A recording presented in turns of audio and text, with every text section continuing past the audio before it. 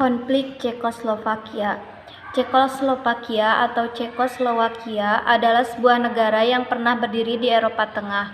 Keberadaan Cekoslovakia bermula ketika ia memerdekakan diri dari Austria-Hongaria pada Oktober 1918 sebagai akibat dari Perang Dunia I. Masa-masa menjelang dan sesudah Perang Dunia II merupakan masa genting bagi Cekoslovakia. Dalam hukum internasional dikenal sebuah istilah dissolution atau pemisahan.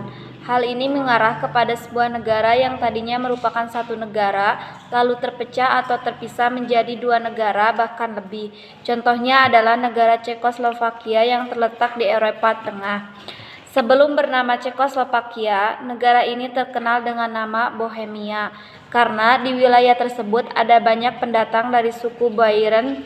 Nama Cekoslovakia diambil dari dua etnis setempat, yaitu etnis Ceko atau Bohemia yang berada di sebelah barat dan etnis Slopak yang mendominasi wilayah timur.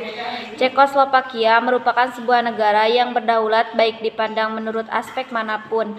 Cekoslovakia beribu kota di Praha. Cekoslovakia mengalami dissolution atau pemisahan menjadi dua negara, yaitu Republik Ceko dan Slovakia. Setelah Perang Dunia II selesai, Cekoslovakia menjadi negara bebas yang mendapat pengaruh dari Rusia dalam pemerintahannya. Namun setelah Perang Dingin, usai Cekoslovakia merubah pemerintahannya menjadi sebuah pemerintahan yang berbentuk republik. Sebelum menjadi negara merdeka, wilayah Cekoslovakia menjadi negara tempat membuat senjata dan menjadi gudang senjata setelah Perang Dunia I dan Perang Dunia II. Seiring perjalanannya sebagai sebuah negara, di tahun 1948 sampai 1989, Cekoslovakia pun menjadi republik yang berpaham komunis. Selanjutnya adalah perpecahan Cekoslovakia. Penyebab terpecahnya Cekoslovakia menjadi negara Republik Ceko dan Slovakia adalah: yang pertama, berkembangnya paham nasionalisme. Yang kedua, bangsa Slovakia menganggap suku bangsa Ceko mendominasi pemerintahan di Cekoslovakia. Yang ketiga, penerapan sistem pasar bebas ditolak bangsa Slovakia yang merasa mengancam industri mereka. Dan yang keempat, perbedaan budaya dan bahasa antara Ceko dengan bangsa Slovakia. Selain memiliki paham komunis, Cekoslovakia melakukan politik tangan besi atau menggambarkan rezim kepemimpinan yang keras dan kejam hanya kepada pihak-pihak yang dianggap membahayakan kepentingan pemerintah. Agama berada di bawah kendali pemerintah, ditambah penangkapan pihak-pihak yang dianggap anti pemerintah. Meski awalnya merupakan negara yang maju, lama-kelamaan Cekoslovakia mengalami kemunduran karena sistem ekonomi yang terpusat. Hal ini mendorong timbulnya gagasan dan tuntutan kepada pemerintah untuk melakukan reformasi, salah satunya dari Alexander Dubček. Pada tahun 1986, Dubček yang pro-reformasi terpilih menjadi sekretaris tertinggi Partai Komunis. Ada beberapa kejadian yang diberlakukan Dubček. Salah satunya adalah melonggarkan pengawasan terhadap media. Periode reformasi ini sering disebut dengan nama musim semi Praha atau Pražský Spring Pražský Jarok. Hal-hal yang dilakukan oleh Dubček ternyata mengundang rasa tidak suka dari Uni Soviet karena pendukung ideologinya berkurang. Uni Soviet akhirnya menginvasi Cekoslovakia bersama beberapa negara lainnya. Pasca invasi yang dilakukan oleh Uni Soviet, pasukan Uni Soviet masih ditempatkan di Cekoslovakia guna mengawasi pergerakan Cekoslovakia. Dubček yang menjadi kepala negara tidak bebas untuk melakukan sesuatu dan akhirnya mundur pada tahun 1969. Kepemimpinannya digantikan oleh Gustav Husák yang pro-komunis. Di tahun ini juga sistem administrasi Cekoslovakia dimodifikasi menjadi sistem federal yang terdiri menjadi dua negara federasi atau bagian, yaitu Republik Sosialis Ceko dan Republik Sosialis Slovakia. Nah, pada tahun 1989 terjadi demonstrasi yang disusul tekanan dari rakyat untuk melakukan reformasi politik. Sadar apabila dengan melawan demonstran hanya akan memati permasalahan yang lebih besar, pemerintah Cekoslovakia akhirnya melunak dan mengizinkan pembentukan pemerintahan koalisi dengan kubu oposisi non-komunis. Terbentuknya pemerintahan koalisi kemudian diikuti dengan naiknya Václav Havel sebagai presiden dari Cekoslovakia pada bulan Desember 1989.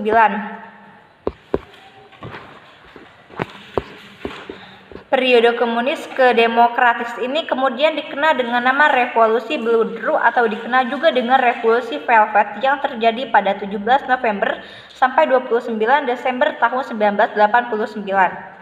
Pada tahun 1990, Cekoslovakia menjalani pemilu multipartai untuk pertama kalinya dan membawa Havel kembali terpilih sebagai presiden. Sistem ekonomi terpusat ala komunis tak lagi dijalankan dan perusahaan swasta bermunculan. Media diberi hak seluas-luasnya dalam pemberitaan. Embel-embel sosialis dalam nama negara dihilangkan. Revolusi ini ternyata menimbulkan perdebatan di antara parlemen Ceko dan Slovakia. Hingga akhirnya pada 1 Januari 1993 kedua negara memutuskan menjadi negara yang merdeka. Di samping Revolusi Bludru, penyebab lainnya ada perpecahan dalam anggota parlemen karena ada yang mendukung adanya desentralisasi atau pemusatan dan ada yang tidak setuju.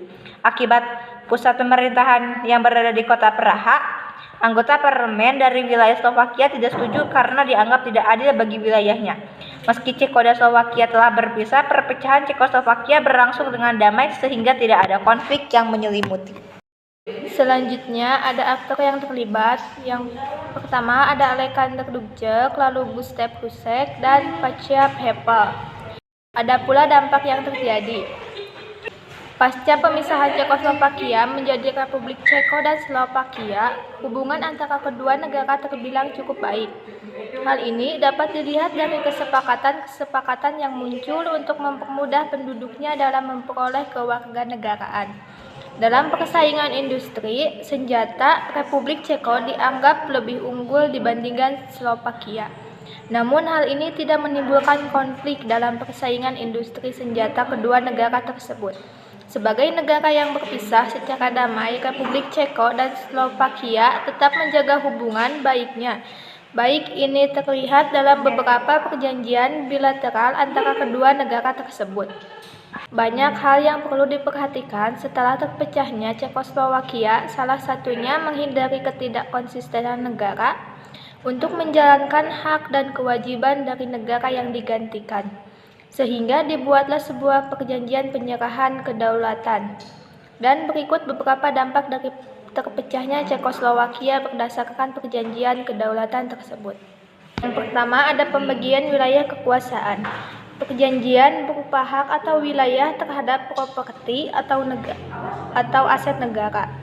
Hal ini sudah tertuang dalam Undang-Undang Konstitusi Nomor 547, yaitu mengenai penetapan pembagian aset negara pada Ceko dan Slovakia.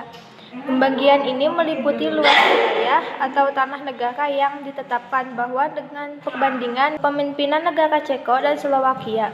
Pembagian ini berdasarkan pada perbandingan populasi antara Ceko dan Slovakia. Yang kedua, pembagian properti negara. Pembagian untuk properti negara juga tertuang dalam Undang-Undang Konstitusi Nomor 547, yaitu pembagian properti negara termasuk perlengkapan militer, angkutan berat seperti pesawat, kereta api, hingga kas negara yang berupa cadangan emas milik negara. Hingga kas negara yang berupa cadangan emas milik negara.